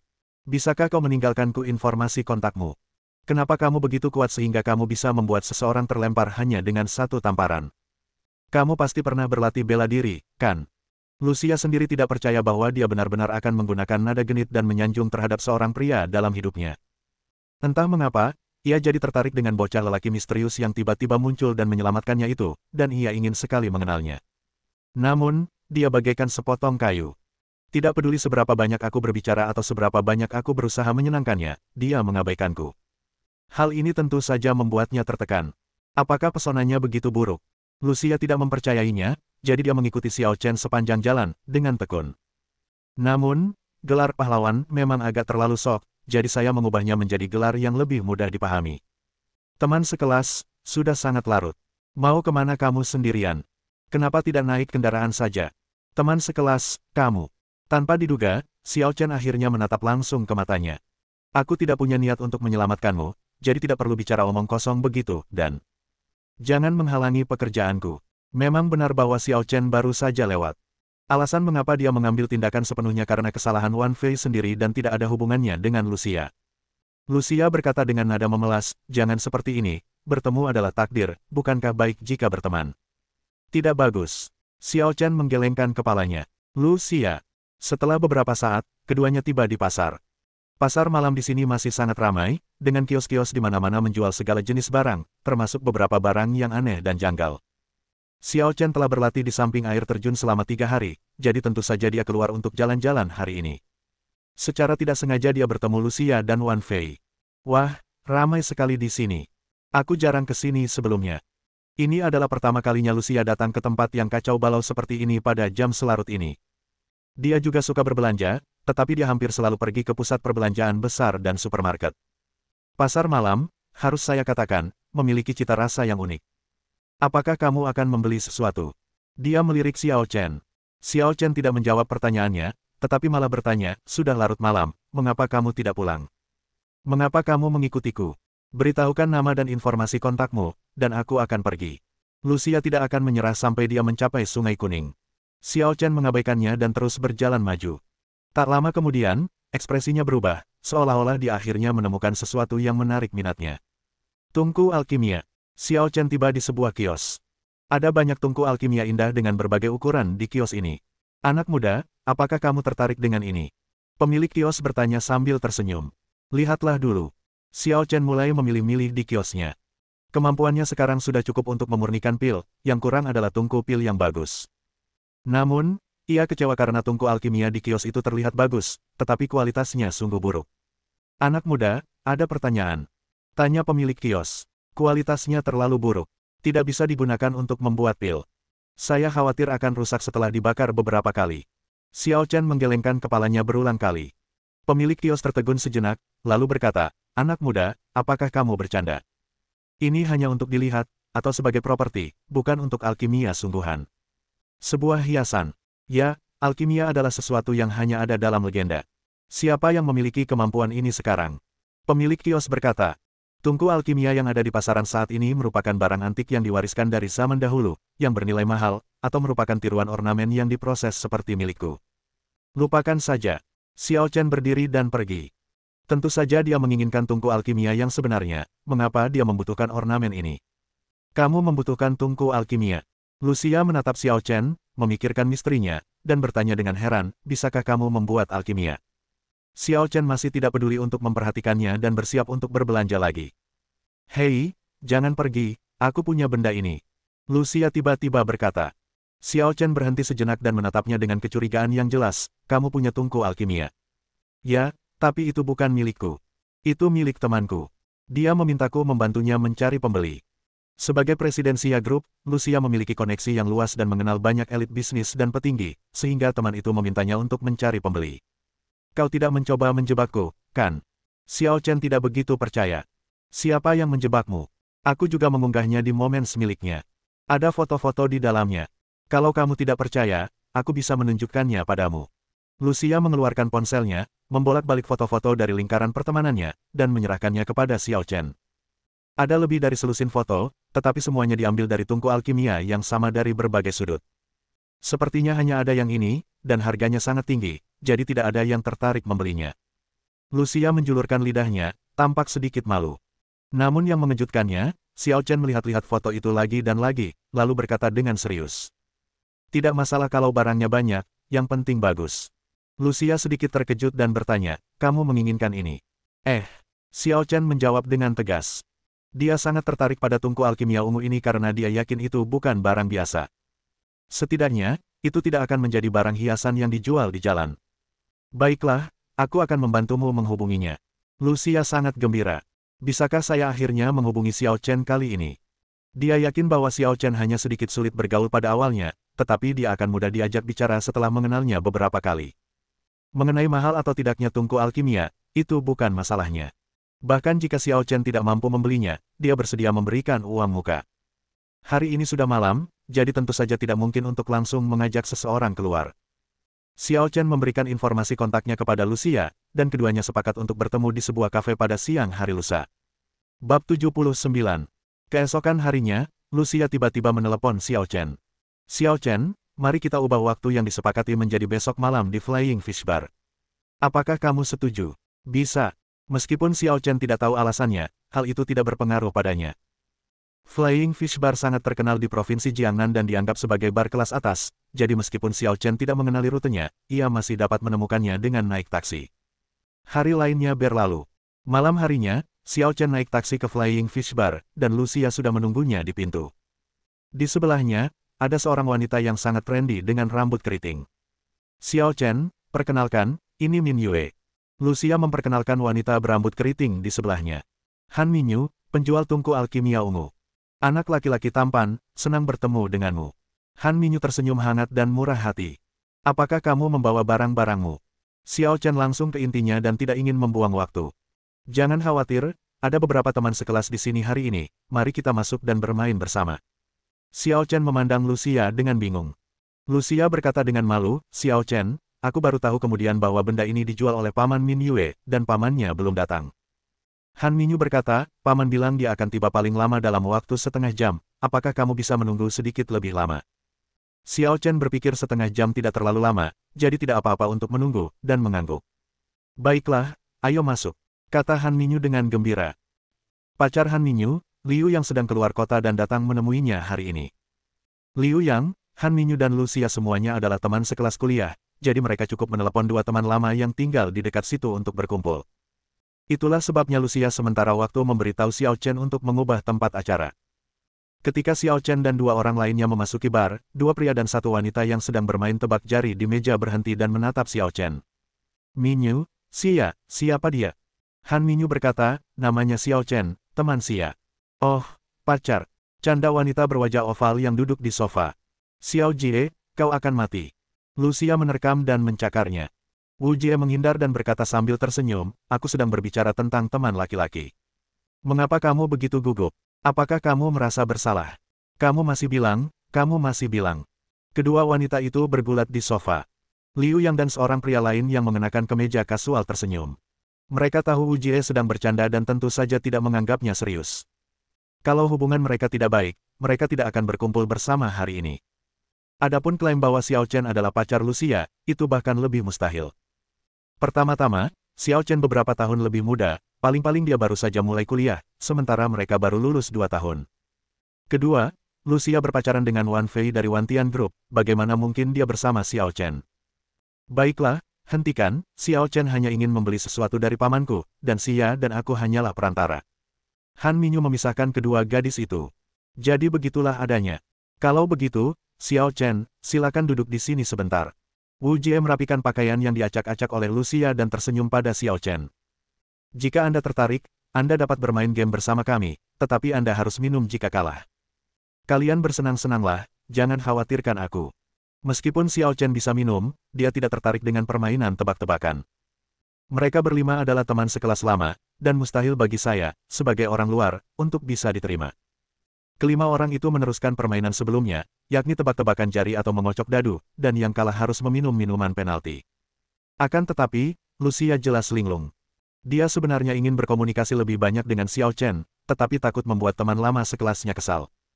Setelah beberapa putaran permainan itu berangsur-angsur menjadi membosankan, dan Liu yang memimpin dalam memulai obrolan. Xia, bagaimana hubunganmu dengan Master Wan? Sejauh mana perkembangannya? Han Minyu dan Wu Jie juga memandang Lucia dengan rasa ingin tahu, dengan ekspresi bertanya. Ekspresi Lucia membeku, dan dia berkata, tidak ada kemajuan antara Wan Fei dan aku, dan tidak akan ada kemajuan di masa depan. Xia, kamu putus dengan Wan Fei? Han Minyu bertanya dengan heran. Kenapa? Tanya Wu Jie. Tidak ada alasan. Kita sudah selesai sekarang. Lucia tidak mengatakan hal buruk apapun tentang Wan Fei. Dia sama sekali tidak ingin menyebut orang ini. Liu yang menasihati, Xia, menurutku sebaiknya kamu pertimbangkan lagi. Kamu sangat cantik dan memiliki latar belakang keluarga yang baik. Tidak banyak pria yang layak untukmu. Ya, Han Minyu setuju, Wan Fei tampan, perhatian padamu, dan sangat cocok denganmu. Kalian berdua adalah pasangan yang cocok. Pemuda berbaju kasual itu tampaknya memahami inti pertanyaan itu dan bertanya, Xia, apakah Wan Fei sedang berkencan dengan wanita lain? Lucia tidak menjawab, tetapi dia juga tidak menyangkalnya. Yah, sebenarnya, kita tidak bisa menyalahkannya.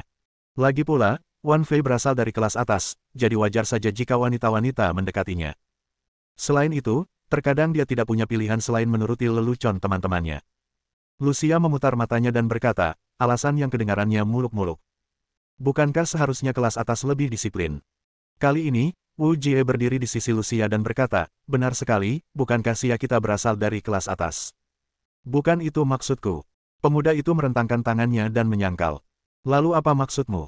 Wu Jie berkata dengan marah, oh, aku mengerti, Cao Suihai, kamu pasti seperti Wan Fei, terjerat dengan banyak wanita di luar, kan? Tidak, bagaimana aku bisa dibandingkan dengan Wan Fei? Dia adalah satu-satunya pewaris Wantian Group, dan aku hanyalah seorang pekerja kera putih. Cao Suihai tampak sedikit takut pada Wu Jie. Dia tidak berani menatap matanya dan mengalihkan pandangannya ke tempat lain. Itu adalah gerakan yang tidak disengaja, tetapi membuatnya sedikit terkejut. Itu Guru Yu. Tuan Yu. Tuan Yu yang mana? Wu Jie mendengarnya dan melihat ke arah yang dituju Cao Suihai. Ouyang Yu, putra keluarga Ouyang. Grup Hayol tempatku bekerja sekarang adalah milik keluarga Ouyang. Aku bahkan pernah makan malam dengan Tuan Yu. Ada nada membanggakan dalam nada bicara Cao Suihai, seolah merupakan suatu kehormatan bisa makan malam dengan orang seperti itu. Mendengar ini, Lucia, Han Minyu dan Liu yang juga melihat ke arah itu. Xiao Qian, dengarkan penjelasanku. Ouyang Yu melangkah maju dan meraih tangan Ruan Xiao Qian, mencoba menahannya. Namun, Ruan Xiao Qian sama sekali tidak menghargainya. Dia mendorong Ouyang Yu dan berkata dengan marah. Ouyang Yu, kamu sudah mencampakkanku. Apalagi yang perlu kamu jelaskan? Ouyang Yu berkata, apa yang terjadi terakhir kali bukanlah apa yang aku inginkan. Ayah memaksaku untuk melakukannya. Kemudian aku memikirkannya dan merasa bahwa kamu adalah yang terbaik untukku. Bagaimana kalau kita kembali bersama? Ruan Xiaoqian mencibir ketika mendengar ini, Ouyang Yu, menurutmu aku ini siapa, Ruan Xiaoqian? Kau bisa mencampakkanku jika kau mau, dan kembali bersamaku jika kau mau. Xiaoqian, bagus sekali. Apa gunanya seorang pria yang tidak teguh pendiriannya? Setelah pujian ini, seorang pemuda pemberontak berusia sekitar 18 atau 19 tahun berjalan keluar dari kotak. Di belakangnya, ada seorang pria dan wanita muda lainnya. Pria muda itu bertubuh tinggi dan tegas, dengan senyum jenaka di bibirnya, seolah-olah dia sedang menunggu pertunjukan yang bagus. Adapun yang perempuan, berpakaian serba putih, sangat cantik, memegang pedang panjang di tangannya, dan mengikuti pemuda itu dari dekat. Bab 80. Jia Tianze, apakah itu kamu?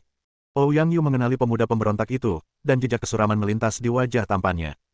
Ya, ini aku. Jia Tianze memeluk Ruan Xiaoqian dan menatap Ouyang Yu dengan tatapan provokatif. Ouyang Yu, Xiaoqian mengikutiku sekarang. Jika kau tahu apa yang terbaik untukmu, menjauhlah sejauh mungkin dariku. Anda, Ouyang Yu terbakar amarah. Namun, dia tidak berdebat dengan Jia Tianze, melainkan menatap Ruan Xiaoqian. Ruan Xiaoqian dipeluk oleh Jia Tianze, dan ekspresinya jelas sedikit tidak wajar, tetapi dia tidak menjijikkan.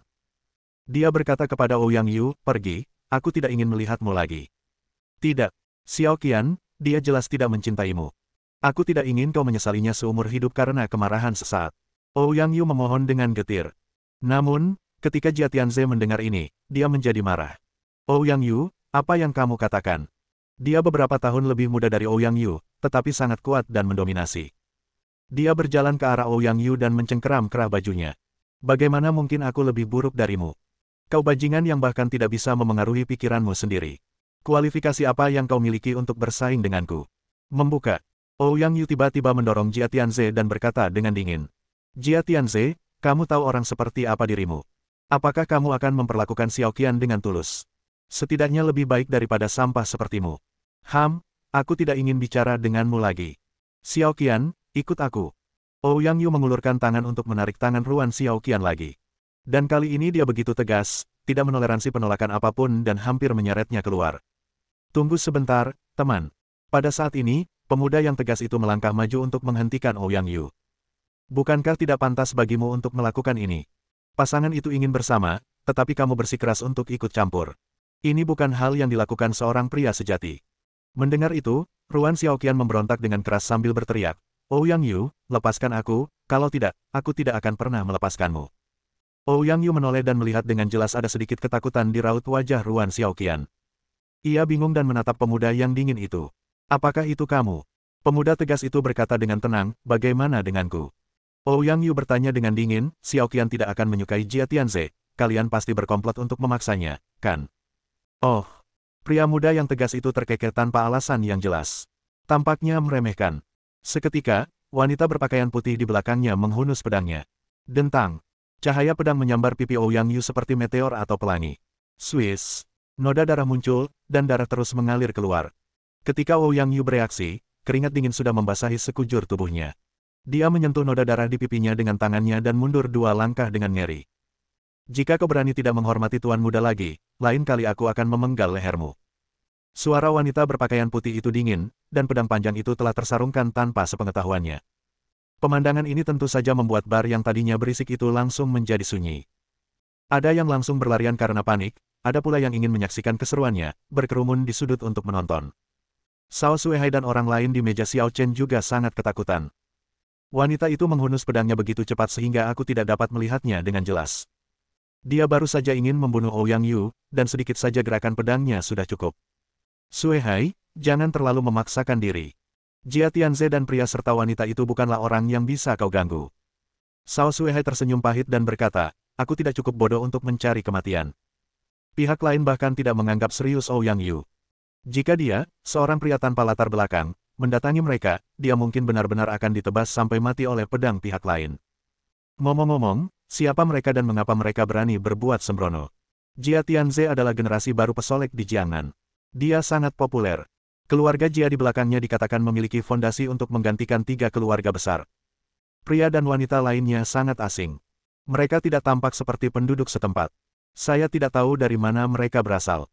Namun, dari penampilannya, mereka mungkin lebih menakutkan daripada Jia Tianze. Itu bukan urusan kita, jadi jadilah penonton saja.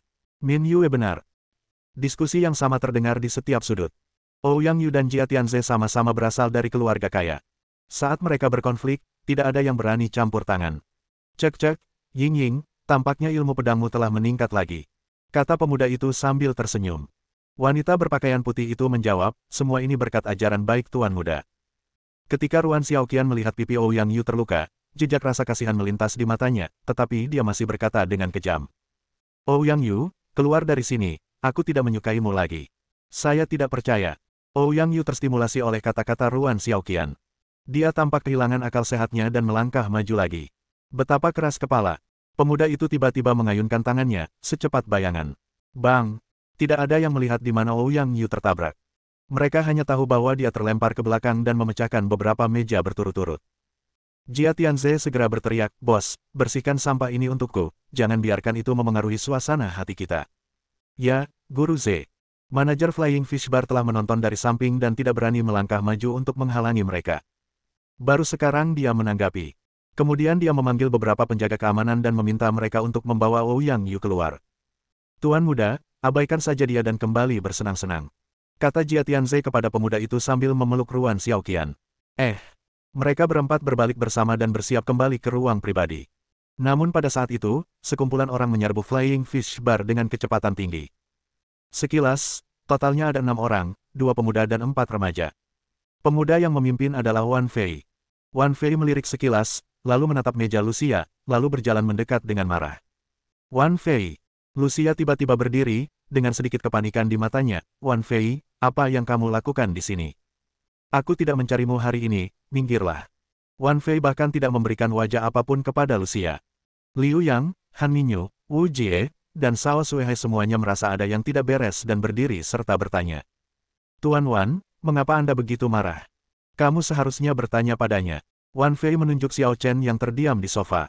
Ketika keempatnya mendengar ini, mereka semua tersentuh. Mungkinkah Xiao Chen telah menyinggung Wan Fei? Ini tidak akan baik.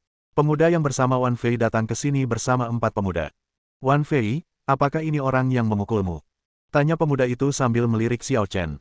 Itu dia, kumohon saudara Guo, tolong buatkan keputusan untukku. Pinta Wan Fei. Pada saat ini, seseorang menunjuk ke arah pemuda itu dan berbisik, bukankah itu Guo Feng dari Asosiasi Xingwu? Sepertinya itu dia. Keempat lainnya juga murid dari Asosiasi Seni Bela Diri Bintang. Siapa Guo Feng? Sial, kau bahkan tidak mengenal Guo Feng. Dia adalah murid peringkat teratas di Asosiasi Seni Bela Diri Bintang. Kabarnya, Presiden Fan ingin menerimanya sebagai muridnya. Bukankah Presiden Fan mengatakan bahwa dia tidak akan menerima murid? Siapa yang membuat Guo Feng begitu berbakat? Konon katanya dia tinggal selangkah lagi menjadi master bawaan. Tidak mungkin, seorang guru bawaan di usia 20-an. Monster, dia adalah nomor 1 di antara generasi muda. Keempat orang yang awalnya bersiap memasuki kotak itu terhenti pada saat ini karena kedatangan Wan Fei dan Guo Feng. Ruan Xiaoqian awalnya tidak peduli, tetapi ketika matanya menatap Xiao Chen, ekspresinya tiba-tiba berubah. AC, itu orang yang menempati vilaku. Bersambung.